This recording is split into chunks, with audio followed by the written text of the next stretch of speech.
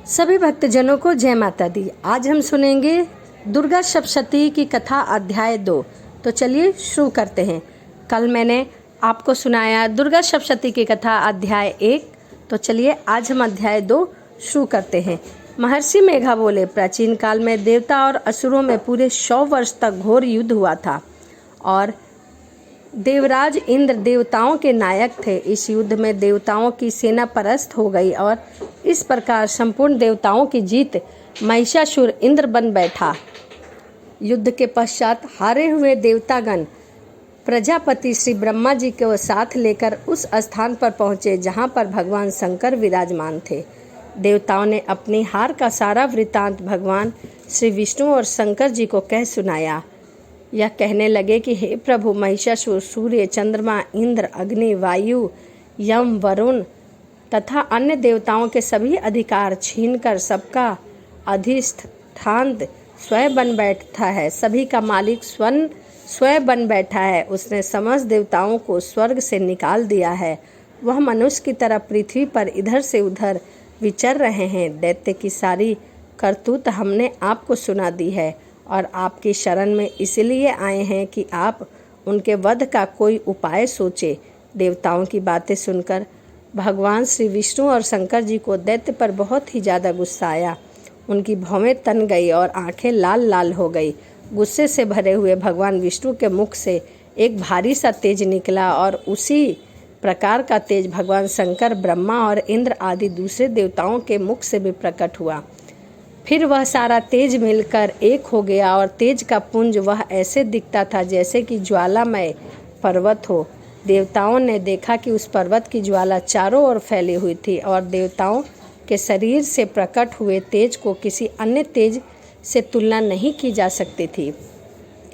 एक स्थान पर इकट्ठा होने पर वह तेज एक देवी के रूप में परिवर्तित हो गया और अपने प्रकाश से तीनों लोक में व्यापक जान पड़ा। वह भगवान शंकर का तेज था। उससे देवी का मुख प्रकट हुआ। यमराज के तेज से उसके सिर के बाल प्रकट हुए। भगवान विष्णु के तेज से उनकी भुजाएं बनी। चंद्रमा के तेज से दोनों स्तन और इंद्र के तेज से जंघा और पिंडली बन गई। पृथ्वी के तेज से नितंब भाग बना। ब्रह्मा के तेज से दोनों चरण और सूर्य के तेज से उनकी अंगुलियां पैदा हो गई। वसुओं के तेज से हाथों की उंगलियां एवं कुबेर के तेज से नासिका बनी। प्रजापति के तेज से उसके दांत और अग्नि के तेज से उसके नेत्र बने। संध्या के तेज से उसकी भवें और वायु के तेज से उनके कान प्रकट हो गए। इस प्रकार उस देवी का प्रादुर्भाव हुआ। महिषासुर से पराजित देवता उस देवी को देखकर अत्यंत प्रसन्न हुए। भगवान शंकर ने अपने त्रिशूल में से एक त्रिशूल निकाल कर दे दिया और भगवान विष्णु ने अपने चक्र में से एक चक्र निकाल कर उस देवी को दे दिया। वरुण ने अपने चक्र में से एक चक्र निकाल कर उस देवी को दिया। वरुण ने देवी को शंख भेंट किया। अग्नि ने इन्हें शक्ति दी। वायु ने इन्हें धनुष और बाण दिए। सहस्र नेत्र वाले देवराज इंद्र ने उन्हें अपने व्रज से उत्पन्न करने वाला व्रज दिया और ऐरावत हाथी की एक घंटा उतारकर देवी को भेंट किया। यमराज ने उसे काल दंड में से एक दंड दिया। वरुण ने उसे पाश दिया। प्रजापति ने उस देवी को स्फटिक की माला दी और ब्रह्मा जी ने उसे कमंडल दिया। सूर्य ने देवी को कड़े समस्त रोमों में अपनी किरणों का तेज भर दिया। काल ने उसे चमकती हुई ढाल और तलवार दी। उज्ज्वल हार और दिव्य वस्त्र उसे भेंट किए और इनके हाथ ही उससे दिव्य चूड़ामणि दी। 2 कुंडल, कंगन, उज्ज्वल अर्ध चंद्रमा, बाहों के लिए बाजूबंद, चरणों के लिए निपुण, गले के लिए सुंदर हंसली और अंगुलियों के लिए रत्नों से बनी अंगूठियां उसे दी। विश्वकर्मा ने उनको फरसा दिया और उनके हाथ ही कई प्रकार के अस्त्र और अभेद कवच दिए और इसके अतिरिक्त उसने कभी न कुम्हलाने वाले सुंदर कमलों की मालाएं भेंट दी। समुद्र ने सुंदर कमल का फूल माँ भगवती को अर्पण किया। हिमालय ने सवारी के लिए सिंह और तरह तरह के रत्ने भेंट किए। यक्षराज कुबेर ने मधु से भरा हुआ पात्र और शेष नाग ने उन्हें बहुमूल्य मणियों से विभूषित नाग हार भेंट किया। इसी तरह दूसरे देवताओं ने भी उसे आभूषण और अस्त्र शस्त्र देकर उनका सम्मान किया। इसके पश्चात देवी ने उच्च स्वर से गर्जना की। उसके इस भयंकर नाद से आकाश गूंज उठा। देवी का वह उच्च स्वर से किया हुआ सिंहनाद समा न सका। आकाश उनके सामने छोटा प्रतीक होने लगा। उससे बड़े जोर से प्रतिध्वनि हुई, जिससे समस्त विश्व में हलचल मच गई। समुद्र की लहरें भी कांप उठी, पृथ्वी डोलने लगी और सभी पर्वत हिलने लग गए। देवताओं ने उस समय प्रसन्न सिंहवाहिनी जगदम्बा देवी से कहा, हे देवी, तुम्हारी जय हो। इसके हाथ महर्षि ने भक्ति भाव से विनम्र होकर उनकी स्तुति की। संपूर्ण त्रिलोकी को शोक मग्न देखकर दैत्यराज अपनी सेनाओं को साथ लेकर हथियार आदि सजा धजा कर खड़े हो गए। महिषासुर के क्रोध की कोई सीमा नहीं रही। उसने क्रोध से भरकर कहा, यह सब क्या उत्पात है।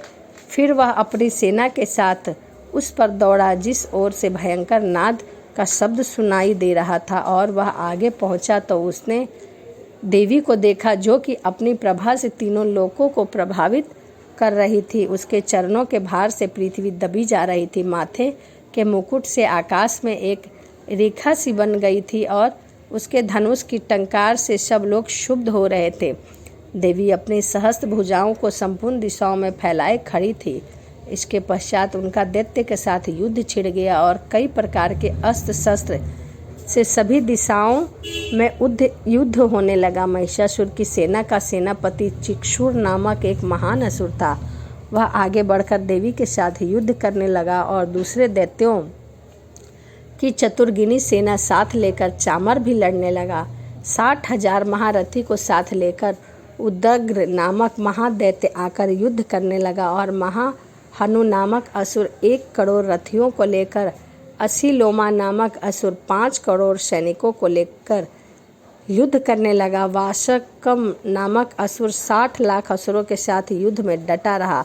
विडाल नामक असुर 1 करोड़ रथियों सहित लड़ने को तैयार था। इन सबके अतिरिक्त और भी कई हजार असुर हाथी और घोड़ों को साथ लेकर लड़ने के लिए आए। इसके पश्चात महिषासुर करोड़ों रथ, हाथी और घोड़ों सहित वहां आकर देवी के साथ लड़ने लगा। सभी असुर तोमर, भिंदीपाल, शक्ति, मूसल, खड़कों, परसों, पट्टियों के साथ रंगभूमि में देवी के साथ युद्ध करने लगे। कई शक्तियां फेंकने लगे और कोई अस्त्र शस्त्र। इसके पश्चात सबके सब दैत्य अपनी अपनी तलवारें हाथ में लेकर देवी की ओर दौड़े और उन्हें मार डालने का उद्योग करने लगे। मगर देवी ने क्रोध में भरकर खेल ही खेल में उन सबके अस्त्र शस्त्रों को काट दिया। इसके पश्चात ऋषि और देवताओं ने देवी की स्तुति करना शुरू कर दिया। अब प्रसन्न होकर असुरों के शरीर पर अस्त्र शस्त्र की वर्षा होती रही। देवी का वाहन भी क्रोध में भरकर दैत्य सेना में इस प्रकार विचार करने लगा जैसे कि वन में दानव फैल रहे हों। युद्ध करती हुई देवी ने क्रोध में भरे जितने श्वास को छोड़े, वह तुरंत ही सैकड़ों हजार गणों के रूप में परिवर्तित हो गए। परसे, भिंदीपाल, खड़क और पट्टी आदि शस्त्रों के साथ दैत्य युद्ध करने लगे। देवी की शक्ति ने बढ़े हुए वह गण दैत्य का नाश करते हुए ढोल, शंख, मृदल आदि बजा रहे थे। तदंतर देवी ने त्रिशूल, गदा, शंख, खड़क इत्यादि से सहस्त्र असुरों को मार डाला। कितने को घंटे की भयंकर आवाज़ से ही यमलोक में पहुंचा दिया। कितने ही असुर को उसके पास में बांधकर पृथ्वी की धरा से घसीटते हुए कितने को अपनी तलवार से टुकड़े टुकड़े कर दिए और कितने को गदा की चोट से धरती पर सुला दिया। कई दैत्य मूसल की मार से घायल होकर रक्त वमन करने लगे और कई शूल से छाती फट जाने के कारण पृथ्वी पर लेट गए और कितनों की तो बाण से कमर ही टूट गई। देवताओं को पीड़ा देने वाले दैत्य अब कट कट कर मरने लगे। कितने की बाहें अलग हो गई, कितने की ग्रीवाएं कट गई, कितनों के सिर कटकर दूर भूमि पर गिर गए, कितनों के शरीर के बीच के भाग कट गए, कितनों की जंघाएं कट गई और वह पृथ्वी पर गिर पड़े। कितनों के सिर और पैर कटने पर भूमि पर वह खड़े भी न हो सके और शस्त्र हाथ में लेकर देवी से लड़ने लगे। कई दैत्यगण भूमि में बाजों की ध्वनि के साथ नाच रहे थे। कई असुर जिनके सिर कट चुके थे बिना सिर के ही धड़ से ही हाथ में अस्त्र लिए हुए लड़ रहे थे। दैत्य रह रहकर ठहरो ठहरो कहते हुए देवी को युद्ध के लिए ललकार रहे थे। जहाँ पर हम घोर संग्राम हुआ था वहाँ भी भूमि रथ, हाथी, घोड़े और असुरों की लाश से भरी हुई थी और असुर सेना के बीच में रक्तपान होने के कारण रुधिर की नदियाँ बह रही थी। इस तरह देवी ने असुरों की विशाल सेना को क्षण भर में ही नष्ट कर डाला, जैसे तृण काष्ठ के बड़े समूह को अग्नि नष्ट कर डालती है। जिस प्रकार घास के समूह को अग्नि नष्ट कर देती है, उसी प्रकार देवी का सिर भी गर्दन के बालों को हिलाता हुआ बड़ा शब्द करता हुआ असुरों के शरीर से मानो उसके प्राणों को ढूंढ रहा था। वहाँ देवी के गणों ने जब दैत्य के साथ युद्ध किए तो देवताओं ने प्रसन्न होकर आकाश से पुष्प की वर्षा की। दुर्गा सप्तशती की कथा अध्याय 2 यहीं समाप्त होता है। तो चलिए हम वीडियो को समाप्त करते हैं और अगली वीडियो में मैं आपके लिए लेके आऊँगी दुर्गा सप्तशती की कथा अध्याय 3। तो चलिए मिलते हैं अगली वीडियो में। सभी भक्तजनों को जय माता दी।